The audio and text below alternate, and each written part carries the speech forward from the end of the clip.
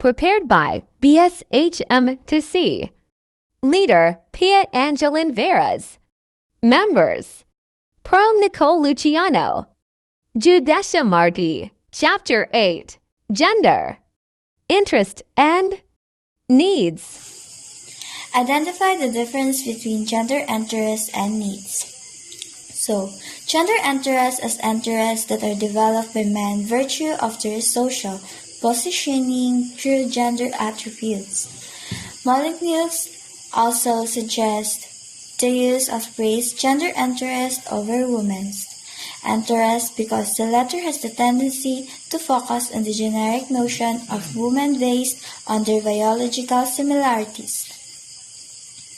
Planners translate gender interest into identifiable and concrete gender needs. Gender concern, while needs are means by which their concern may be satisfied. Gender interests are further differentiated into either practical and strategic depending on how these gender interests are addressed. Number 2. Give examples of gender needs and explain how policy can be made responsive to those needs. Usually, they concern equality issues such as enabling women to have equal access to job opportunities and training, equal pay for work of equal value, and rights to the land and other capital assets, prevention of sexual harassment at work and domestic violence, and freedom of choice over childbearing. Women and men have different roles and responsibilities and therefore have different interests or needs. These are called gender interests or needs, practical and strategic. Practical and strategic gender interests or needs should not be seen as separate but rather as a continuum.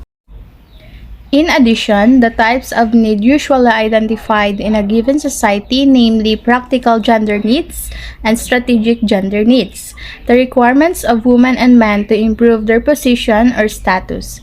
Addressing these needs allow people to have control over their lives beyond socially defined restrictive roles. Strategic gender needs for women might include the land rights, more decision-making power, equal pay, and greater access to credit. Practical needs arise from the actual conditions which women and men experience because of gender roles assigned to them in the society. So, the women's practical gender needs often involves their roles in the household as primary agents in the reproductive sphere.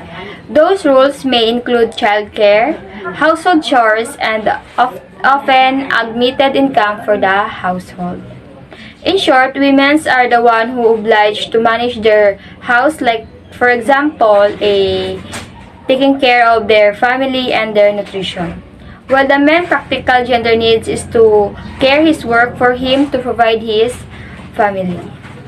Strategic needs are the needs where required to overcome the subordinate position of women to men in society and relate to empowerment of women. So, the strategic gender needs are those that stem from a woman's strategic gender interests due to her socialized gender roles as a woman.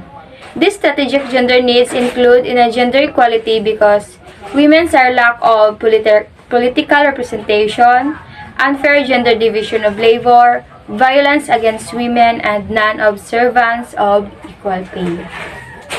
That's all. Thank you for watching.